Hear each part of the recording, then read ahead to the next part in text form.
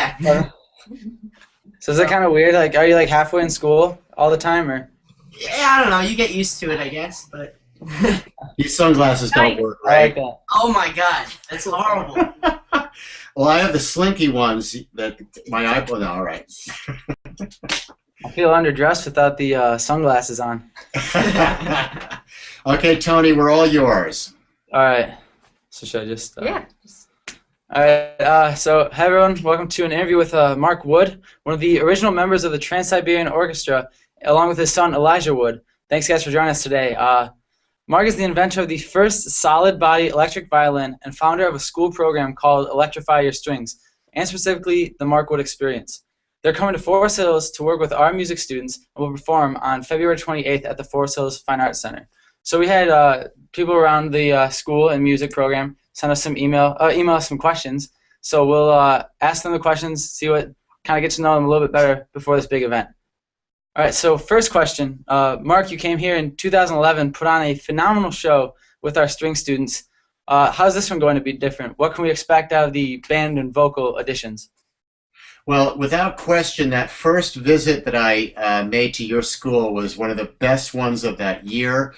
The teachers were awesome, the kids were awesome, and I knew that this was going to be the place where we needed to ramp up and introduce the next level, which is basically, instead of having me and my laptop, I've got a full band with me, and additionally having a vocal element, Tony, really was the best thing that we could add, because obviously anytime we have a vocal element, the audience is much more, is additionally engaged, let's say, to having voices. So it's really been exciting to be able to be welcomed back to one of my favorite schools and most favorite music directors.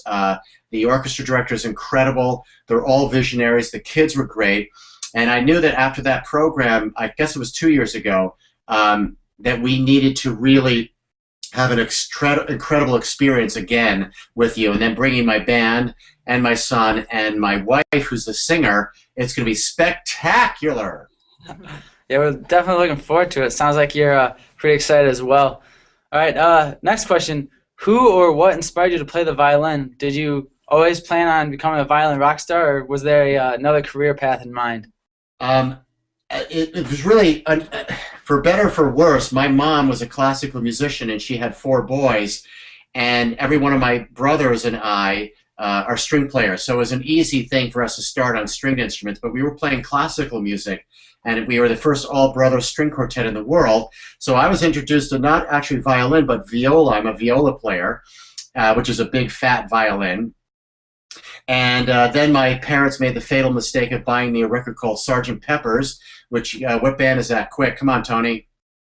Oh, Tony! Thank you. Very good. Got some help. Whisper that in your ear. The greatest rock band in the world I became obsessed with, and I knew that they needed a viola player. So I went to Juilliard on classical music, but within a couple of years I realized that rock and roll was far better for me on every level. So who inspired me truly was my mom on viola and strings, but definitely the Beatles, Led Zeppelin, Jimi Hendrix, they guided me towards more of a rock feel. That's great. All right. So, what's the favorite song you've ever played? Besides my own material, I would say "Kashmir" by Led Zeppelin. That's a quality song. All right. All right. For this one's for Elijah. What is it like to travel with your mom and dad? And how long have you played for the drums for? And do you also play the violin? Well, first of all, it's pretty cool traveling with my mom and dad, because I mean, for one, it's just a great experience to, you know, visit new places and to see different cultures, and you know, I get to play drums all the time, which is something I don't complain about.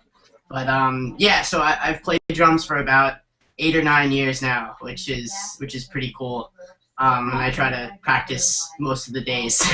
But yeah, oh, and I'm a terrible violin player. So I mean, the first instrument that my dad taught me how to play, obviously, was the violin.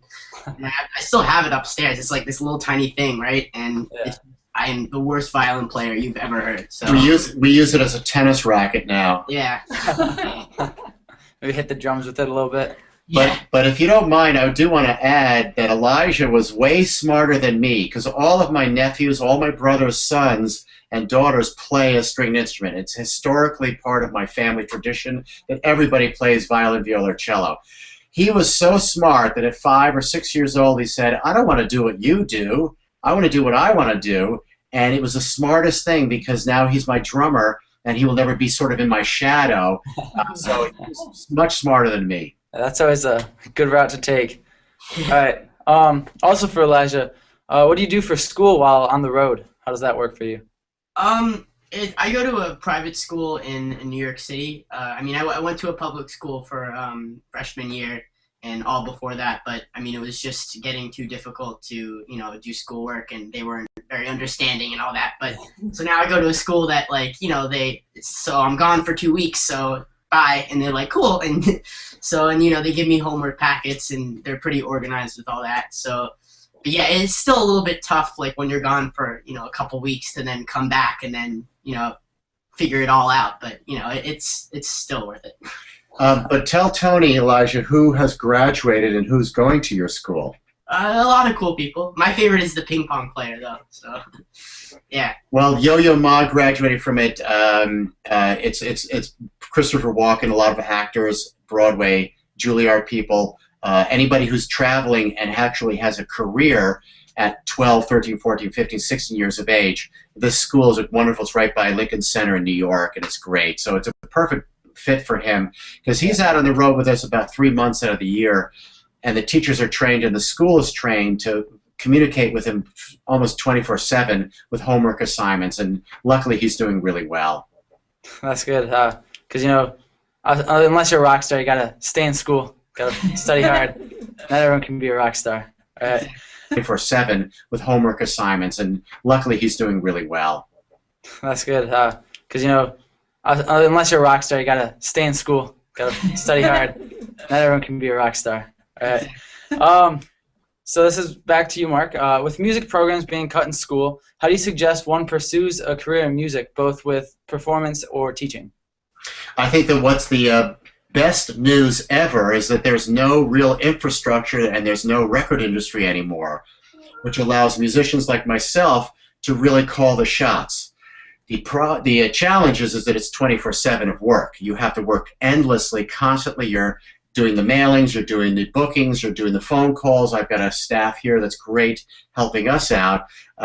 So it's a lot of pressure is back on the musician. Instead of us having a record company to handle all the headaches, we now handle the headaches. But I prefer that over working at a gas station, because basically all I do is music. I have no other skill. And yeah, I mean, musicians are pretty useless to the world when it comes to feeding the world and stuff like that. But I've been so blessed with my tenacity and my vision and discipline that every day I get up at 5 o'clock in the morning and I do my yoga and do my phone calls and do my emails and do all the work, and then I practice and I work, and then I collapse around 9 o'clock or 10 o'clock at night, and then I wake up the next day and do it all over again. Focusing every day and every year and every month with tours and performances that allow us to maintain an income that we can pay our bills and keep everybody happy. That's good. All right. So what is your favorite part about bringing the Electrify Your Strings programs to schools? I think the most important thing that we get out of it is finding the kid who, let's say, doesn't talk much or is very shy and introverted, and we're able to bring out their personality through music in a very safe way. We love the kids. It's really not as much about us as much as it is for the teachers and the students. So we love working with kids who have an epiphany where they have a real wow moment of, like, they really matter to us and they matter to themselves and they really are important in the world. It's important for us to make them feel like superstars and make them feel like they have something special to offer the world. And through music, it's such a safe, healthy, wonderful way to allow us to express ourselves without people judging us.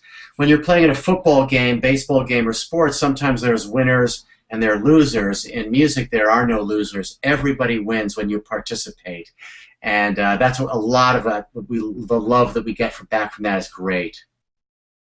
Also, back to Elijah.